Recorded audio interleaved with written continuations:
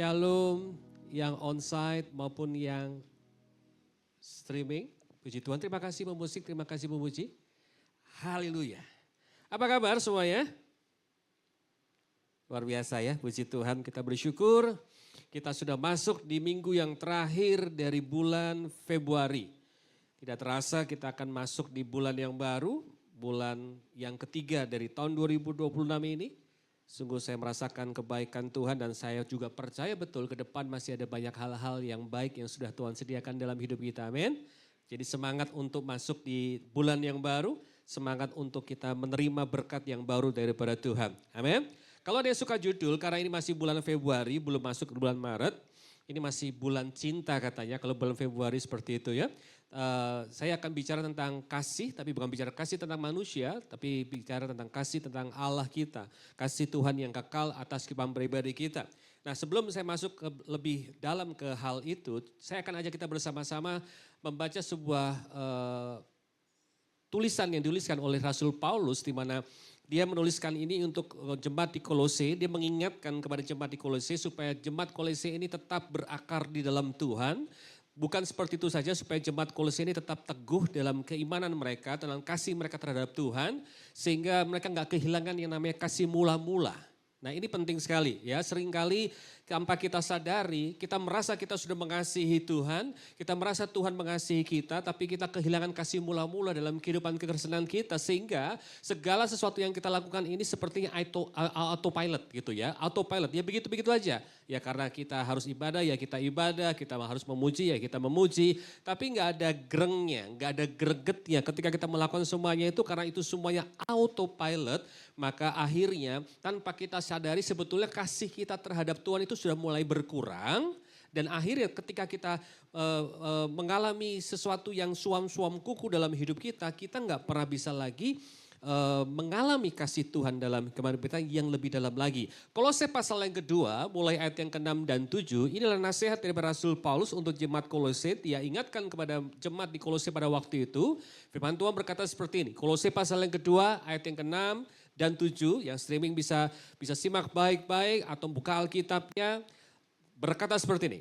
Kamu telah menerima Kristus Yesus, Tuhan kita. Karena itu hendaklah hidupmu tetap di dalam Dia.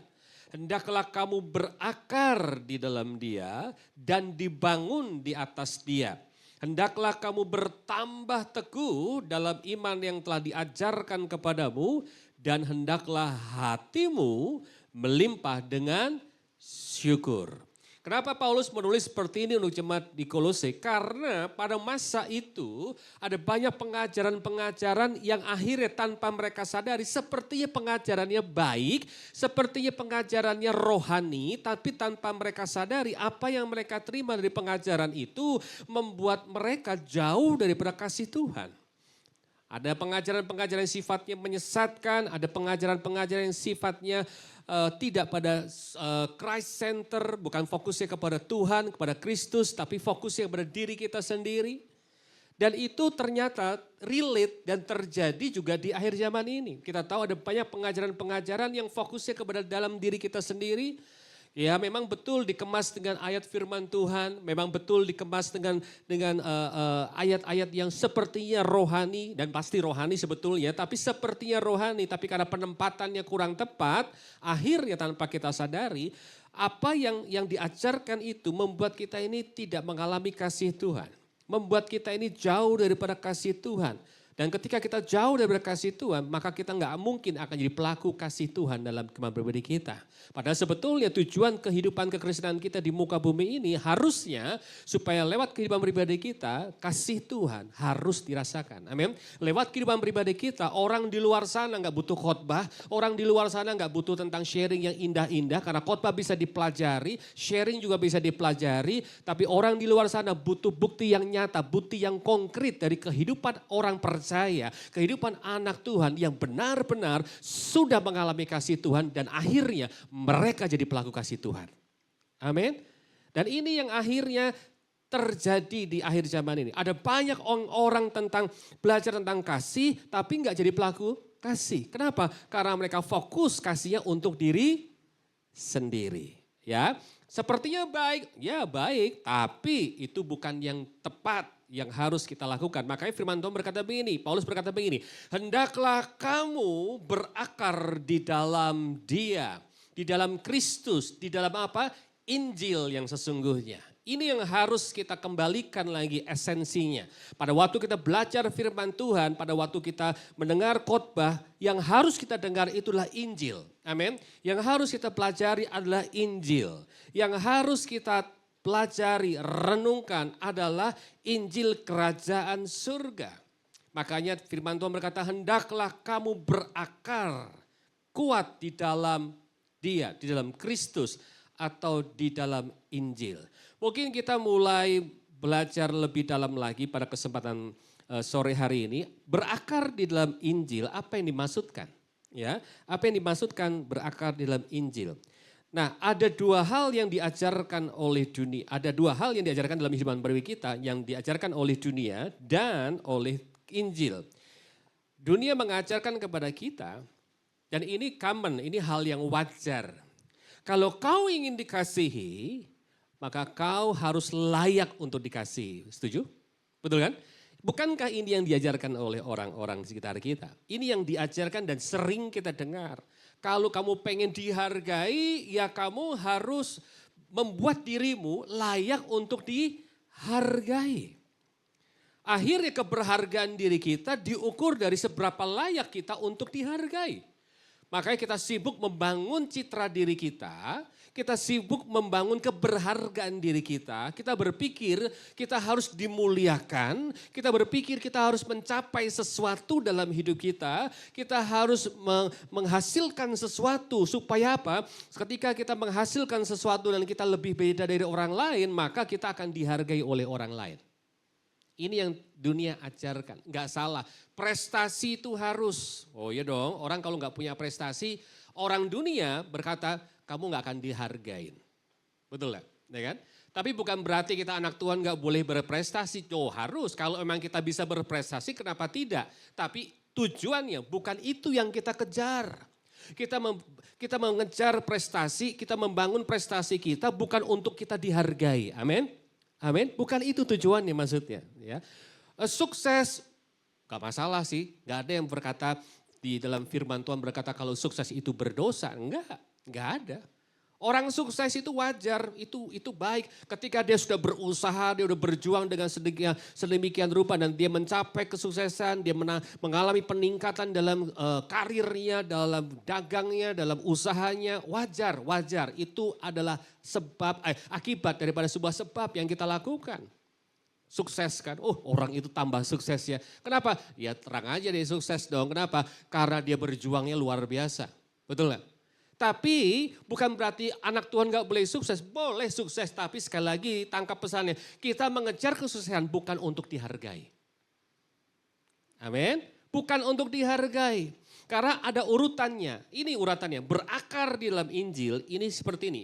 Yang pertama dikasihi, yang kedua dipelihara, yang ketiga dihargai, yang keempat baru dimuliakan. Berakar dalam Injil, ya urutan yang pertama itu dikasih.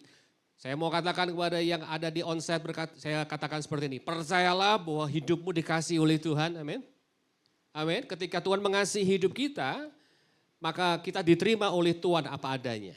Amin, kita harus dikasihi, lalu kita dipelihara, di bawah posisinya. Ya. Lalu setelah itu apa? Kita dihargai dan dimuliakan. Harusnya seperti ini. Urutan yang pertama dikasih oleh Tuhan. Kita harus percaya betul, kita harus yakin betul. Aku dikasih oleh Tuhan apa adanya. Bukan karena ada apanya. Amin. Kita dikasih, Tuhan tetap terima kita. Tuhan tetap mengasihi kita apapun kondisi kita. Enggak ada syarat dan ketentuan yang berlaku untuk datang kepada Tuhan. Ini luar biasa ya Tuhan kita. Amin. Lalu setelah itu pasti dipelihara, pemeliharaan Tuhan terjadi dalam hidup kita. Kenapa? Ya orang disayang kok, orang dikasih kok. Siapa yang mengasihi anaknya pasti memelihara anaknya, betul lah. Ya kan? Siapa yang mengasihi sesuatu pasti akan jaga sesuatu yang dikasih, betul lah. Ini yang akan kita alami dalam hidup kita. Kita harus yakin betul, kita sudah dikasih oleh Tuhan, maka hidup kita pasti akan dipelihara. Yang setuju katakan amin. Lalu setelah itu kita pasti akan dihargai. Karena keberhargaan itu kita dapatkan bukan dari usaha pekerjaan kita, tapi karena apa? Karena sekali lagi, karena Tuhan sudah melihat kita berbeda dari manusia melihat kita. Manusia melihat kita akan menghargai hidup kita pada waktu kita ada sesuatu yang bisa dihargai. Tapi yang luar biasa, ketika kita tidak ada apa-apa, belum jadi siapa-siapa, Tuhan tetap menghargai kita. Amin. Dan baru setelah itu dimuliakan. Ini yang luar biasa, kita akan dimuliakan oleh Tuhan. Tapi dunia mengajarkan yang common, yang normal, yang biasanya. Dibalik, cari gimana caranya supaya dimuliakan. Supaya apa? Supaya orang menghargai. Dan ketika orang menghargai, pemeliharaan akan datang dalam hidup kita. Dan orang pasti akan mengasihi dan menerima kita. Ini yang dunia ajarkan. Akhirnya capek hidup kita. Betul gak? Hidup kita capek, fokus sama pencitraan, fokus sama pencapaian, fokus gimana caranya harus lebih menang lagi, harus lebih menang lagi. Sekali lagi saya katakan begini, sukses gak salah, tidak berdosa, berprestasi gak masalah kalau memang kita bisa untuk berprestasi. Tapi sekali lagi bukan itu tujuan utama dari kehidupan kekristenan kita. Kenapa? Karena motif dari kita harus berprestasi bukan untuk dihargai dan dikasihi. Motif kita untuk menjadi lebih sukses dari sebelumnya bukan supaya orang melihat kita atau orang menerima kehidupan pribadi kita. Tangkap pesannya? Ini berbeda. Ya, kenapa?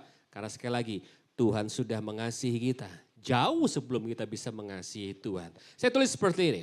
Kemenangan di dalam kekristenan sejati bukanlah dari sebuah usaha pencapaian, tapi penerimaan yang lahir dari kasih sejati.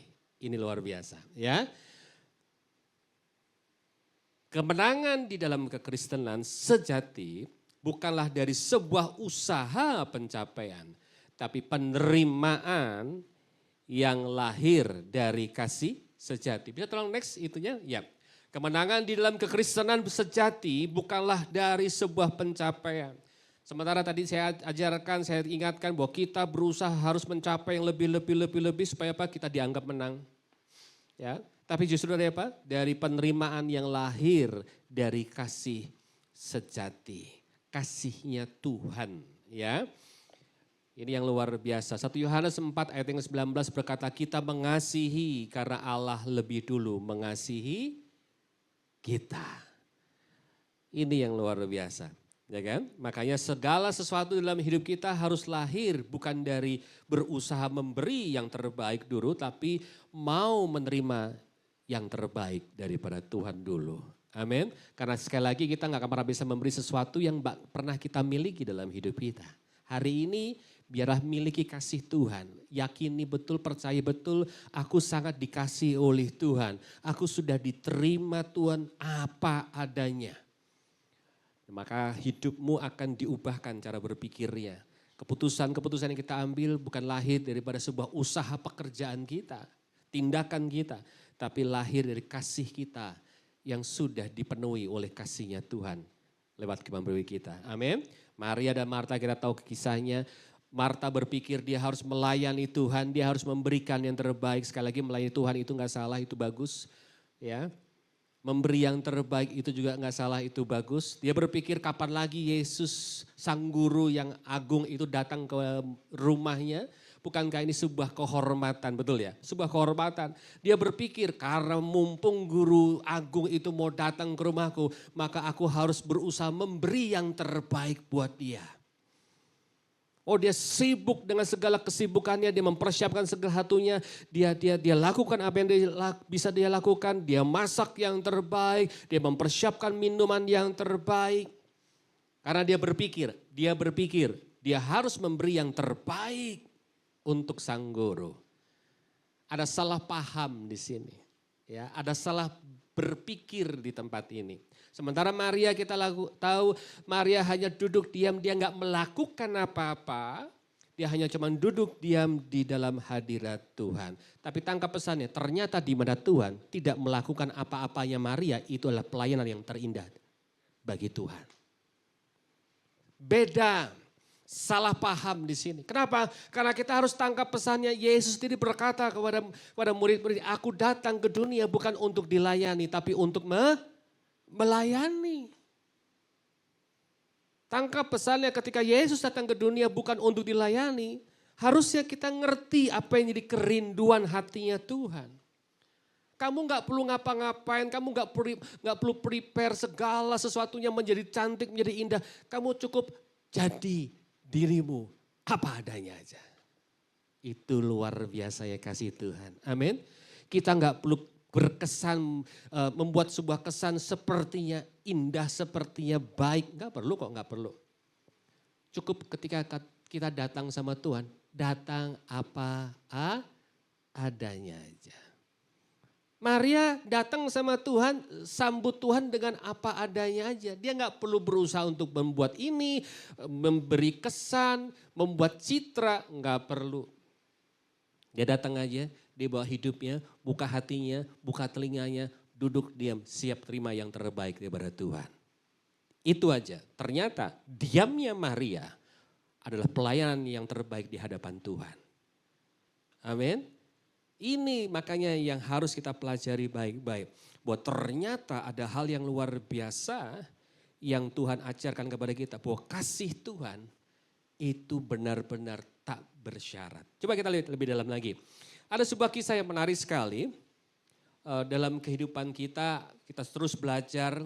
Saya terus mempelajari dan saya terus berusaha untuk membaca dan merenungkan kembali. Tapi ada satu kisah yang menarik sekali pada waktu ketika Yesus memberikan perumpamaan kepada murid-muridnya. Kenapa Yesus mengajar dengan memberi perumpamaan? Karena perumpamaan itu sangat membantu murid-muridnya dan kita semua untuk bisa menyerap maknanya. Bisa menerjemahkan artinya, maksudnya itu apa. Pada waktu itu Yesus memberikan perumpamaan kepada murid-murid tentang pohon anggur. Ya, kenapa? Karena pohon anggur itu pohon yang lazim pada masa itu. Pohon anggur itu pohon yang benar-benar menjadi pohon yang setiap saat bisa dilihat di mana saja dan kapan saja gitu loh. Kenapa? Karena anggur adalah salah satu buah yang sangat-sangat berperan penting di bangsa Yahudi pada waktu itu. Ya. Oh, anggur itu lambang sukacita, anggur itu lambang daripada keberhasilan, anggur itu lambang daripada kesuksesan, ya, sukacita, keberhasilan, kekayaan gitu. Makanya ingat ya, mujizat pertama kali yang Yesus lakukan di muka bumi ini pada waktu itu apa? Dia menyelamatkan sebuah keluarga yang baru yang hampir saja harus menelan aib gara-gara apa? Kehabisan anggur. Kenapa? Karena buat bangsa Israel pada masa itu, budaya mereka ketika sebuah pesta berani ngambil orang, itu akan lebih tidak mempermalukan diri mereka pada waktu kehabisan daging. Habis daging ya masalah, yang penting jangan habis anggur. Ini masalah. Kalau sampai anggur yang habis, ini masalahnya besar banget. Ini bakal bisa jadi omongan seumur hidup. Malu banget, kenapa? Karena anggur itu lambang daripada sukacita. Anggur itu lambang daripada perjanjian baru bahkan ya. Anggur lambang kemakmuran yang luar biasa. Jadi kalau berani manggil orang harus siap untuk berani memberi anggur atau menyiapkan anggur yang lebih. Kenapa? Ya karena anggur di masa itu adalah buah yang benar-benar lazim. Yang benar-benar itu disukai dan dianggap bukan sembarang buah. Bahkan anggur juga adalah salah satu simbol kasih tentang kasih Kristus. Ingat ketika dia sebelum ditangkap ada perjamuan terakhir, dia angkat anggur. Ya kan? Dia angkat anggur. Jadi anggur itu juga simbol dari darah Yesus yang menebus hidup kita. Dari buah anggur kan? Cikal bakalnya kan buah anggur. Bahan dasar kan buah anggur, ya. Siapa yang sudah terima Yesus, amin. Puji Tuhan, berarti sudah mengalami kasih Tuhan. Betul? Puji Tuhan. Ya. Jadi tadi saya katakan bahwa anggur juga lambang kasih Tuhan yang besar, yang sempurna. Makanya kalau setiap bulan kita mengadakan perjamuan kudus, kita minum anggur itu sebagai simbol daripada darah Yesus, itu bukan sembarangan gitu ya. Karena kita mau mengingat dan menghargai karya Kristus. Kasih Kristus bagi hidup kita. Nah kita lihat bersama-sama. Yuk, Yohanes pasal yang ke-15 ayat yang pertama. Ketika Yesus kasih perumpamaan tentang anggur pada murid-muridnya, dia berkata seperti ini, akulah pokok anggur yang benar dan Bapakulah pengusahanya. Jadi Yesus lagi mau kasih gambaran sama murid-muridnya. Coba renungin ya, coba bayangin. Saya ini pokok anggurnya, batangnya nih ya, batang gedenya, batang utamanya, pokok anggurnya. Nah siapa petaninya? Petaninya itu Bapa di surga. Lalu dia ngomong begini, ayat yang kedua, Yohanes 15 ayat yang kedua. Firman Tuhan berkata seperti ini di ayat yang kedua. Setiap ranting padaku yang tidak berbuah, ya, dipotongnya, ya. Dan setiap ranting yang berbuah dibersihkannya. Nya itu siapa? Itu petaninya, itu Bapa di surga. Supaya ia lebih apa? Banyak berbuah. Tangkap pesannya, berarti harapannya harus banyak buahnya, betul ya. Harapannya, tujuannya, esensinya buah anggur itu harus berbuah banyak. Enggak sedikit, banyak. Nah perhatikan baik-baik, ketika dia mengajarkan begini, setiap ranting padaku yang tidak berbuah dipotongnya dan setiap ranting yang berbuah dibersihkannya supaya ia lebih banyak berbuah. Coba renungkan baik-baik. Kalau kita baca ayat ini, kata dipotongnya ini ya, itu kok sedikit mengerikan, betul lah. Nah kan, kita ngebayanginnya jahat banget ya petaninya ya. Kalau ngelihat ranting yang nggak berbuah, nggak main-main tuh, langsung dipotong. Betul lah, karena bahasa Indonesia dituliskan dipotongnya. Kalau nggak berbuah rantingnya. Tapi yang menarik, coba kita lihat dari bahasa aslinya. Dipotongnya itu di bahasa aslinya itu ternyata airo. Artinya airo. Apa arti daripada airo? Itu to lift up atau mengangkat. Nah perhatikan baik-baik, ini sangat berbeda banget kan. Kalau bahasa Indonesia dipotong, nangkepnya pasti jahat banget tuh petani. Ya kan? Kalau nggak berbuah dikit, potong, main potong gitu. Jadi kita ngebayangin petaninya itu keliling kebun anggurnya dengan bawa apa? Gunting tanaman. Tapi hari ini kita mau lihat bahwa kita punya Tuhan, kita percaya kepada Tuhan, kita percaya kepada Kristus, Tuhan kita, Tuhan yang kasihnya kekal. Amin. Kasihnya sempurna. Di bahasa aslinya itu bukan dipotong tapi airo yang maksudnya ada to lift up, diangkat. Kenapa perlu diangkat? Karena begini Bapak Ibu Saudara sekalian. Bahwa kita tahu pohon anggur itulah pohon yang sifatnya merambat. Betul? Merambat kan? Dia bukan seperti pohon mangga, pohon durian yang tegak, lurus, kuat, kokoh. Betul nggak? Ya kan batangnya kokoh gitu. Enggak, tapi pohon anggur ini sifatnya merambat. Karena dia sifatnya merambat, maka dia butuh topangan. Setuju? Dia butuh topangan. Kalau pernah ke kebun toko anggur, kita pasti melihat ada pagar-pagar yang dibuat sengaja untuk supaya apa? Supaya pohon anggur ini bisa ranting-rantingnya merambat menuju ke atas. Tujuannya ke atas. Kenapa harus semakin tinggi semakin baik? Karena semakin tinggi berarti semakin kena sinar matahari. Ketika semakin kena sinar matahari berarti akan semakin sehat. Itu maksudnya. Rantingnya semakin sehat, daunnya semakin sehat. Makanya perlu topangan untuk supaya rantingnya ini merambatnya terus ke atas. Permasalahannya begini, itu ranting geraknya random, betul lah. Itu ranting gak ada yang mengarahkan, nanti kamu harus ke kiri sedikit ya enggak, ke kanan sedikit ya enggak, ke atas ya enggak. Ranting mau tumbuh, tumbuh aja, betul? Tidak ada yang mengarahkan arahnya kemana. Jadi ketika sementara ranting-ranting anggur itu bertumbuh, tentunya pasti ada ranting-ranting yang tumbuhnya nggak sesuai karena nggak bisa menangkap rambatannya, betul nggak? Nggak bisa menangkap atau nggak nyantol, nggak menyatu dengan pagar-pagar yang dipersiapkan untuk menjadi tempat rambatannya. Dan yang paling mudah merambatnya kemana? Bukan ke atas, tapi ke bawah. Betul? Bukan merambat jadi menjalar.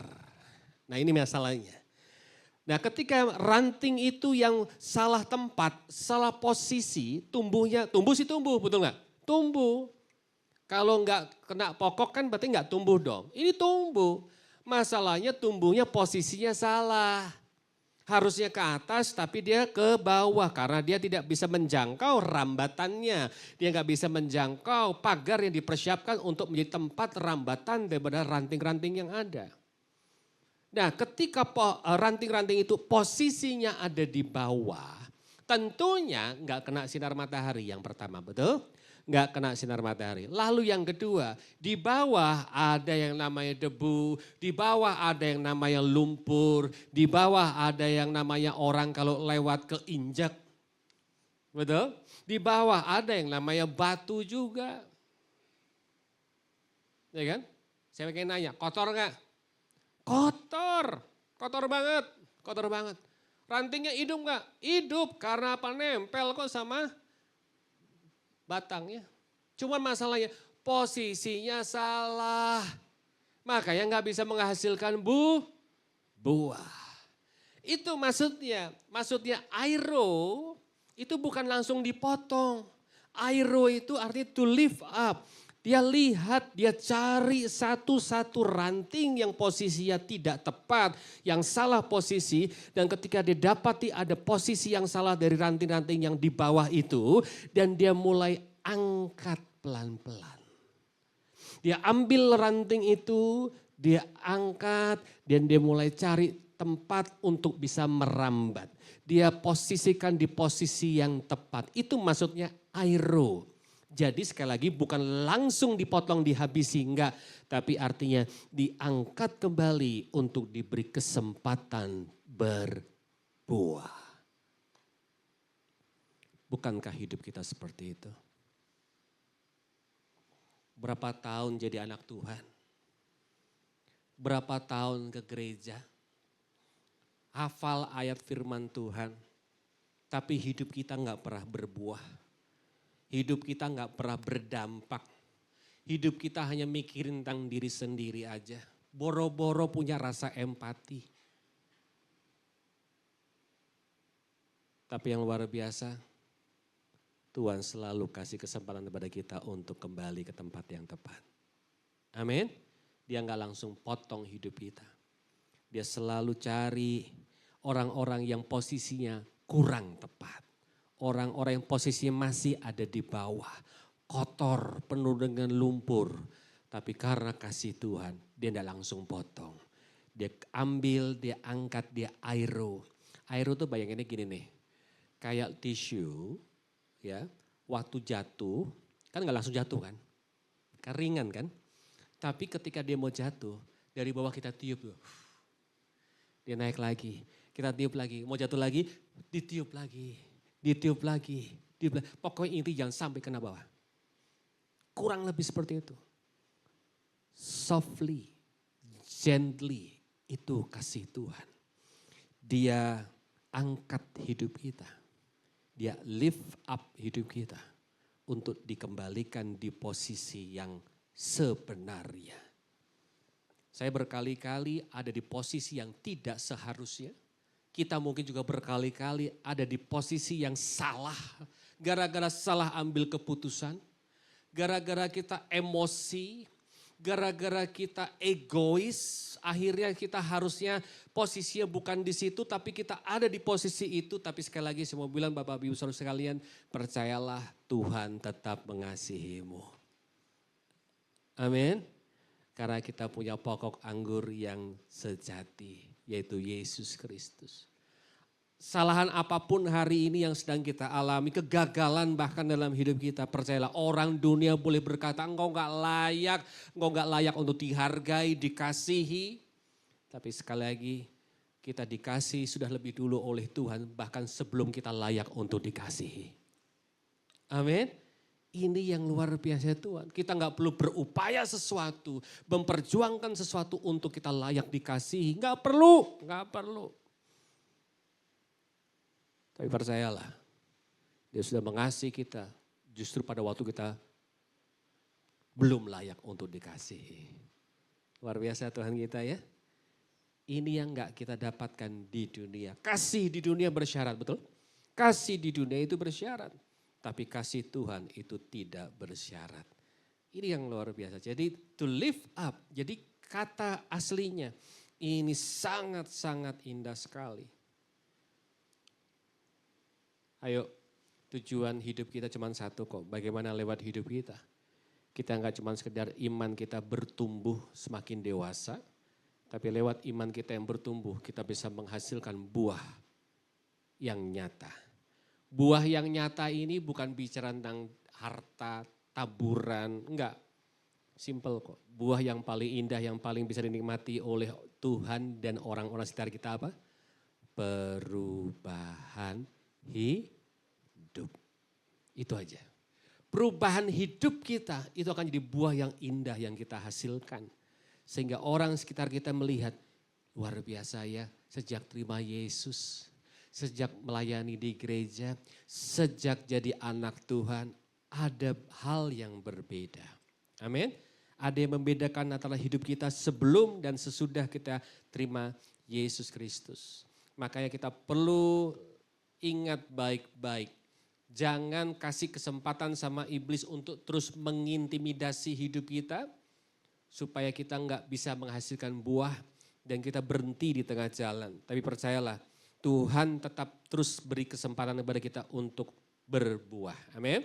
Karena itulah tujuan hidup kita. Kita ada di muka bumi ini untuk supaya kita bisa menjadi kepanjangan kasih Tuhan. Dimanapun kita berada. Kepanjangan kasih Tuhan dimanapun kita berada. Ketika kita kerja, disitulah orang-orang di dunia pekerjaan kita, orang harus bisa merasakan kasih Tuhan. Lewat apa? Bukan khotbah, sekali lagi. Bukan khotbah. Khotbah kasih mah gampang, betul gak ya? Gampang. Jago-jago. Pendeta-pendeta ngomong masalah khotbah tentang kasih mah jago banget kok. Pakai ilustrasi, ya kan? Pakai gimmick-gimmick. Oh keren-keren khotbahnya. Tapi dunia gak butuh khotbah yang keren. Tapi kehidupan yang diubahkan, amin. Tapi sebelum kita bisa mengalami perubahan hidup, kita perlu mengalami dulu kasih Tuhan yang sesungguhnya. Kita perlu mengalami kasih Tuhan dan perlu menyadari betul bahwa kasih Tuhan itu adalah kasih yang sempurna. Amin. Makanya kita mulai bersama-sama lebih dalam lagi.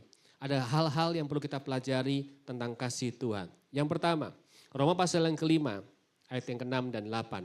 Ini indahnya kasih Tuhan. Kalau kita pengen tahu bahwa kasih Tuhan itu kasih yang kekal, coba kita lihat bersama-sama. Roma pasal yang kelima, ayat yang ke-6 dan 8 sampai 8. Firman Tuhan berkata ini, karena waktu kita masih lemah, katakan saya, masih lemah. Garis bawah itu, masih lemah.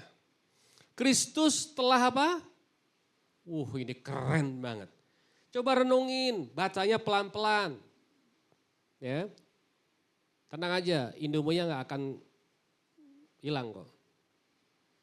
Karena waktu kita masih lemah, apa? Kristus telah mati untuk kita, orang-orang durhaka. Pada waktu yang ditentukan oleh Allah. Sebab tidak mudah seorang mau mati untuk orang yang benar. Tetapi mungkin untuk orang yang baik, ada orang yang berani mati. Akan tetapi, perhatikan baik-baik ayat ke-8, Allah menunjukkan kasih-Nya kepada kita, oleh karena Kristus telah mati untuk kita. Ketika apa? Ketika kita benar. Wah, ketika kita masih berdosa. Kita udah sering baca ayat inilah. Betul gak? Berkali-kali kita baca ayat ini. Tapi kita baca sambil lalu aja. Coba renungin kalimat, kata per kata. Diawali dengan kalimat yang indah. Karena waktu kita masih lemah. Awalnya aja pada waktu saya masih lemah. Tapi Kristus telah mati bagi saya. Ini yang luar biasa. Pada waktu kita masih lemah, Kristus telah mati untuk kita orang-orang durhaka. Lemah yang pertama. Ayat yang 8, akan tetapi Allah menunjukkan kasih-Nya kepada kita oleh karena Kristus telah mati untuk kita ketika kita masih apa? Berdosa. 2 Dua kondisi yang ada di sekitar kita. Lemah, berdosa. Berdosa, lemah. Lemah, berdosa. Itu yang terjadi di sekitar kita. Pada waktu kita masih lemah, Dia Tuhan yang sudah mati bagi diri kita. Coba renungkan baik-baik. Bukankah ini indah? Amin. Yang pertama yang bisa kita pelajari. Kasih Allah adalah kasih yang tidak terkondisi. Amin. Kasih Allah adalah kasih yang tidak terkondisi. Kenapa? Karena Tuhan sudah mati buat kita justru pada waktu kita masih lemah. Jadi kematiannya dan di hari yang ketiga dia bangkit supaya apa? Yang kita lemah ketika kita percaya Yesus, kita akan dikuatkan. Amin. Tapi iblis gak mau ini terjadi atas hidup kita. Makanya dibuatlah kita salah paham. Dengan apa? Intimidasi, tuduhan kamu itu salah, kamu tuh gak layak, kamu tuh nista. Yang diingat adalah tentang kelemahan, kegagalan kita terus kan sama iblis. Itu kan tuduhan, penghakiman. Sehingga kita merasa terus terpojok. Aku ini siapa, aku gak layak. Terus berdoa gini, setiap berdoa ampunilah aku. Hei, semua bilang Bapak Ibu Saudara sekalian kita sudah diampuni oleh Tuhan, amin. Kita sudah diampuni oleh Tuhan. Tapi seringkali ketika kita berdoa kepada Tuhan yang kita ingat kita masih belum diampuni. Dan kita terus minta ampun sama Tuhan. Akhirnya kita capek dengan pengampunan. Itu hal-hal yang salah yang diplesetkan sama iblis. Kita berpikir setiap kita berdoa kita harus minta ampun lagi pada Tuhan. Percayalah dosamu sudah diampuni, amin. Gak yakin loh. Dosamu sudah diampuni oleh Tuhan. Ini loh jelas firman Tuhan katakan. Karena waktu kita masih lemah, masih berdosa, masih nista, masih berkupang dengan segala dosa. Percayalah Yesus sudah mati buat kita. Supaya apa? Supaya kita keluar daripada kelemahan itu. Amin. Supaya kita gak hidup tinggal diam di dalam kelemahan. Supaya kita gak tinggal diam di dalam dosa. Tapi kan sekali lagi iblis justru diputar balik sama dia. Kita gak bisa mengerti maknanya sampai akhirnya kita berpikir bahwa kasih Tuhan itu terkondisi. No. Kasih Tuhan itu tidak terkondisi. Amin. Standar hidup kita, ya tulis seperti ini. Standar hidup kita tidak akan pernah memenuhi syarat untuk dikasih Allah. Setuju? Enggak. Kamu mau mencapai apapun lah yang sehebat apapun menurut dunia. Itu enggak akan pernah memenuhi kasihnya Tuhan kok. Syaratnya enggak akan memenuhi. Enggak bisa kita. Kita nggak bisa menyelamatkan diri kita sendiri, betul nggak?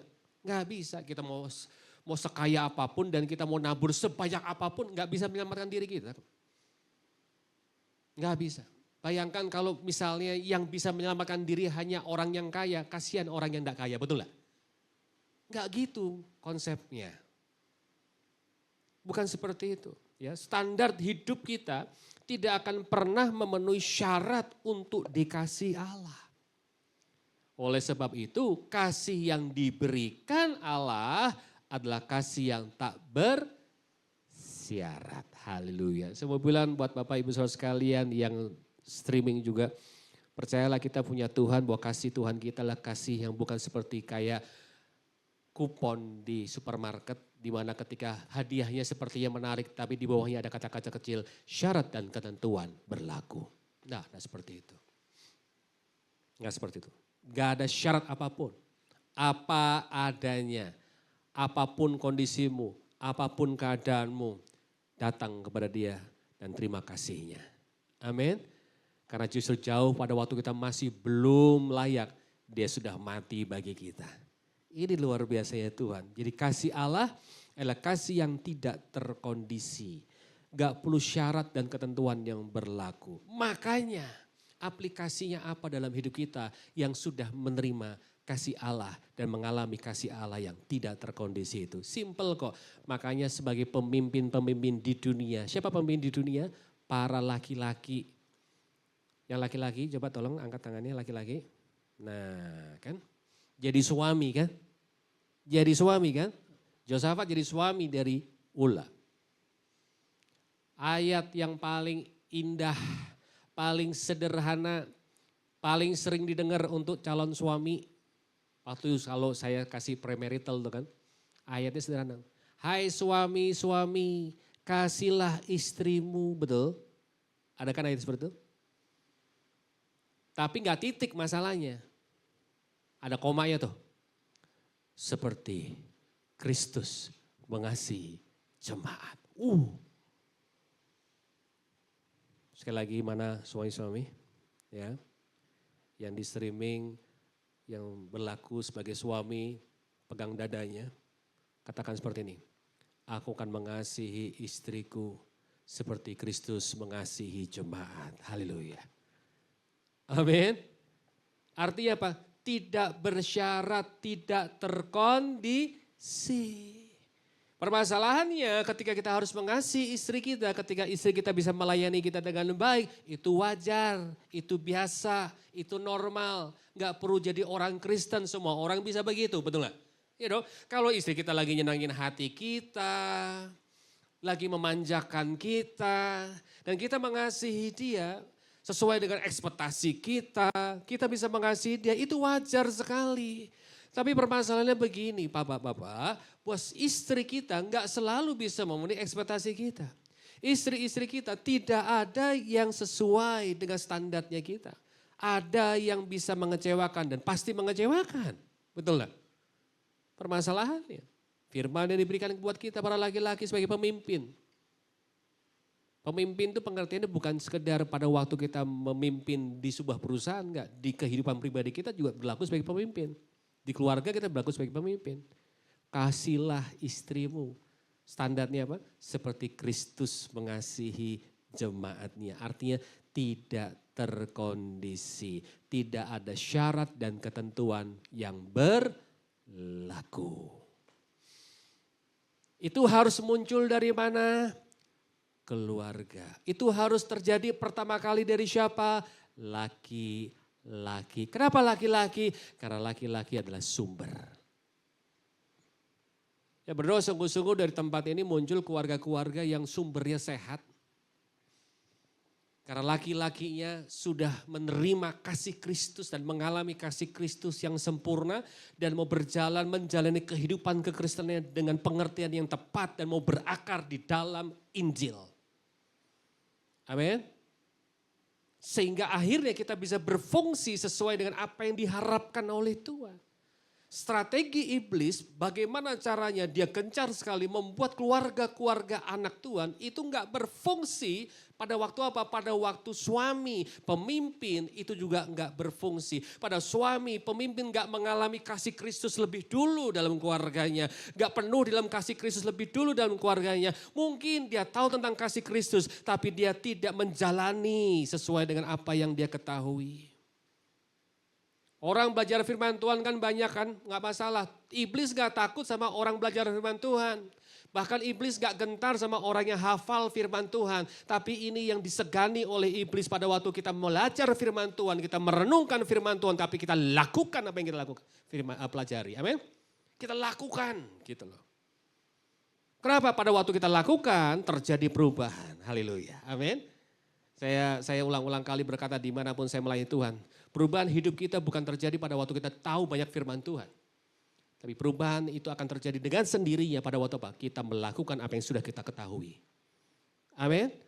Nah ini yang disebarkan sama iblis. Gak perlulah paham-paham banget firman Tuhan. Kan kamu udah sibuk di kantor ngurusin kasus, ngurusin masalah, ngurusin karyawan.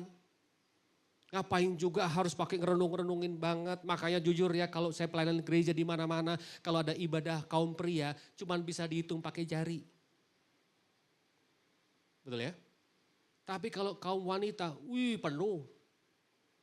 Penuhnya luar biasa, semangatnya luar biasa. Beberapa hari yang lalu saya bersama Pastor Billy baru melayani retret ibu-ibu hampir 200 kalau nggak salah ya. 200 ibu-ibu, semangatnya luar biasa. Tapi laki-lakinya kemana gitu loh.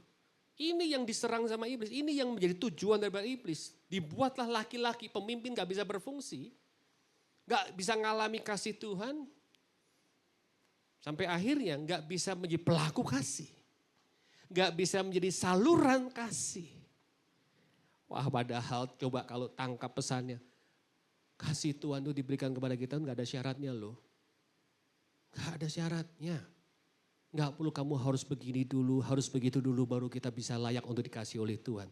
Bahkan pada waktu kita masih lemah, waktu kita masih berdosa, Dia, Yesus sudah mati bagi kita. Tanda Dia mengasihi kita apa adanya. Amin. Ekspresi kasih yang terbaik pada Kristus itu apa? Bukan ketika Dia menjawab doa kita. Bukan pada waktu dia memberkati anak-anak, ya enggak. Ekspresi kasih yang terbaik, yang paling sempurna dari Yesus Kristus untuk hidup kita adalah apa? Waktu Dia serahkan nyawanya di atas kayu salib bagi kita. Waktu dia ditanggalkan keilahiannya dan Dia mau menjadi nista, jadi kotor, Dia dicambuk, Dia disiksa begitu rupa dan Dia gotong sendiri, Dia bawa sendiri, Dia panggul sendiri, itu salibnya yang begitu berat. Dan sampai akhirnya Dia mengakhiri hidupnya di atas kayu salib, diserahkan nyawanya. Itulah ekspresi kasih yang tersempurna daripada Kristus untuk hidup kita, Amin. Jadi ayo para laki-laki, biarlah kita menjadi sumber kasih yang sesungguhnya. Amin. Sebelum kita bisa lakukan hal itu, terima kasih daripada Kristus Yesus. Alami kasih daripada Kristus Yesus. Karena sekali lagi, kasihnya itu gratis kok. Kasih yang gak bersyarat. Kasih yang gak perlu pakai ketentuan yang aneh-aneh. Cukup kita datang apa adanya. Dengan rasa haus dan lapar. Dengan rasa mengasihi Tuhan. Siap untuk menerima kasih daripada Tuhan. Saya percaya di situ kita akan penuh dengan kasih Tuhan. Dan pada waktu kita penuh dengan kasih Tuhan, kita siap menjadi pelaku kasih yang sesungguhnya. Sekali lagi, kenapa? Karena standar hidup kita tidak akan pernah memenuhi syarat untuk dikasih Allah. Oleh sebab itu kasih yang diberikan Allah adalah kasih yang tak bersyarat. Itu yang pertama. Lalu yang kedua. Roma pasal yang ketiga ayat yang ke-23 dan 24. Roma pasal yang ketiga ayat yang ke-23 dan 24. Karena semua orang telah berbuat dosa dan telah kehilangan kemuliaan Allah. Dan oleh kasih karunia telah dibenarkan dengan cuma-cuma. Karena apa?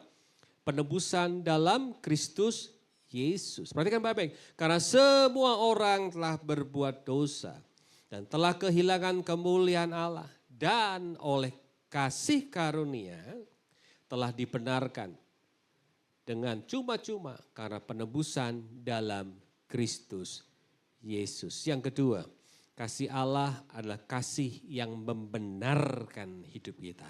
Amin. Kasih Allah adalah kasih yang membenarkan hidup kita. Percayalah Bapak, Ibu, saudara sekalian, kita tidak akan pernah bisa membenarkan diri kita sendiri, betul ya? Tidak akan pernah, tidak akan mampu dan tidak akan sanggup untuk membenarkan diri kita sendiri. Tapi kasih Tuhan, kasih Kristus itu sendiri yang membenarkan kehidupan kita. Ya, ini menarik sekali. Karena semua orang telah berbuat dosa dan telah kehilangan kemuliaan Allah. Dan oleh apa? Kasih karunia telah dibenarkan dengan cuma-cuma. Perhatikan baik, cuma-cuma. Karena penebusan dengan Kristus, dalam Kristus Yesus.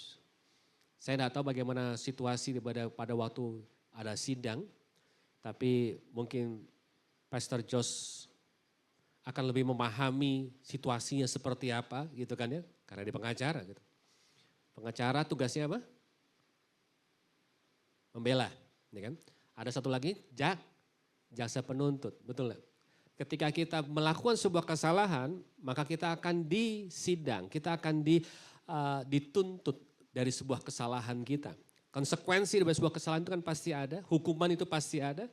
Dan tiba-tiba ketika jaksa berusaha untuk menuntut saya yang seberat-beratnya, lalu pengacara untuk membela supaya saya diringankan hukumannya, tapi pengacara juga terbatas, pengacara juga manusia biasa, pengacara bisa kalah betul ya. Pengacara kadang-kadang bisa loss gitu kan ya.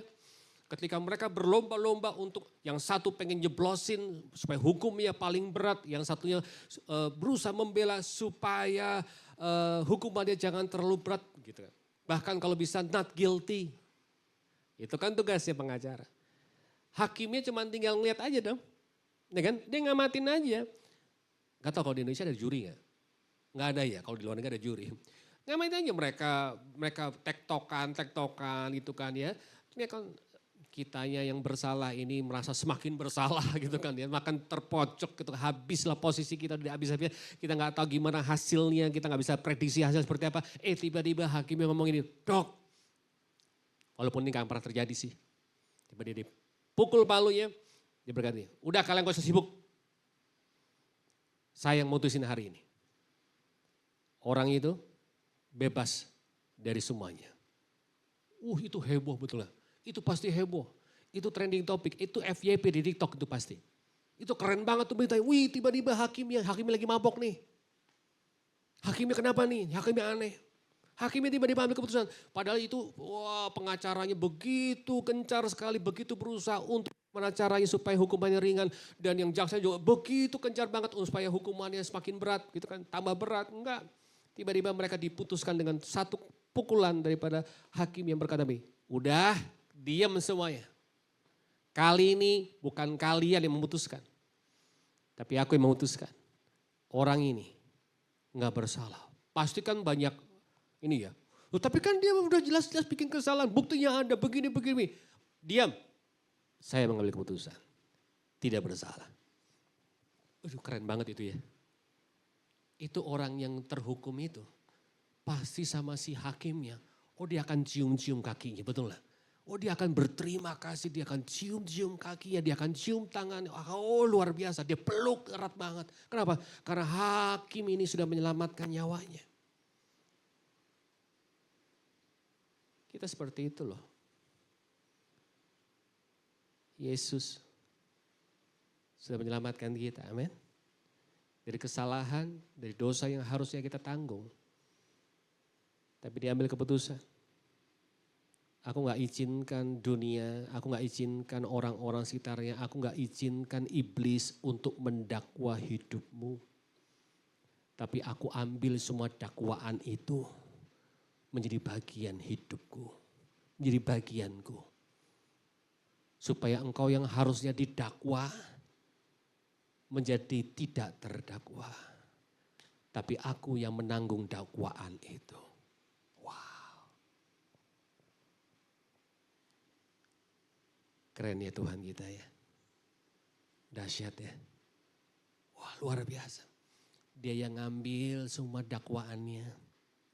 Bahkan hukumannya. Ditanggungkan ke dirinya dia. Supaya kita diluputkan. Supaya kita nggak harus tanggung dakwaan, supaya kita nggak harus menanggung hukumannya. Memang dia sempat menanggung hukuman itu selama 3 hari. Tapi yang luar biasa di hari yang ketiga, dia menang atas segala hukuman yang ada dari dunia. Amin. Dia sudah menyatakan dia menang. Dia bangkit di hari yang ketiga.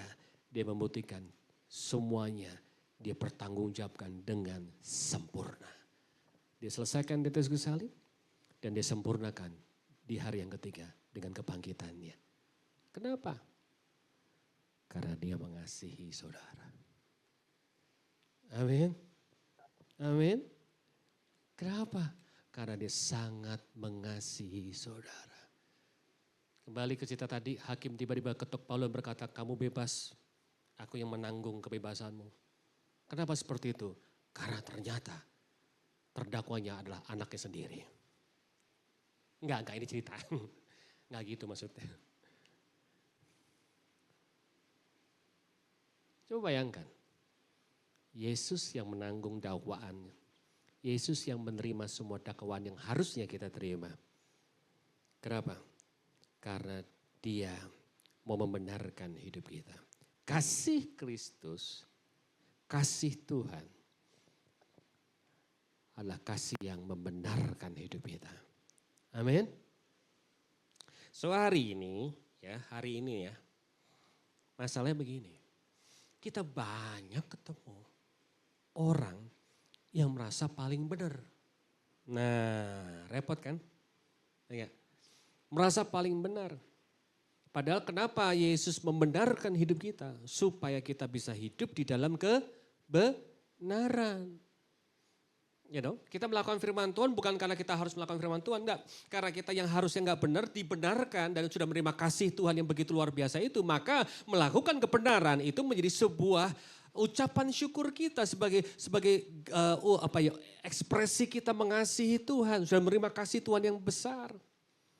Tapi masalahnya di akhir zaman ini kita banyak ketemu sama orang-orang yang merasa paling benar gitu loh. Makanya zamannya Yesus yang paling diserang sama Yesus adalah orang-orang yang ahli Farisi, ya kan? Yang mereka paham firman Tuhan, tahu Taurat, tapi mereka nggak melakukan Taurat, bahkan menjadikan Taurat itu sebagai sarana untuk menghakimi orang, ya, memocokkan orang. Ini kan terjadi di sekitar kita hari ini.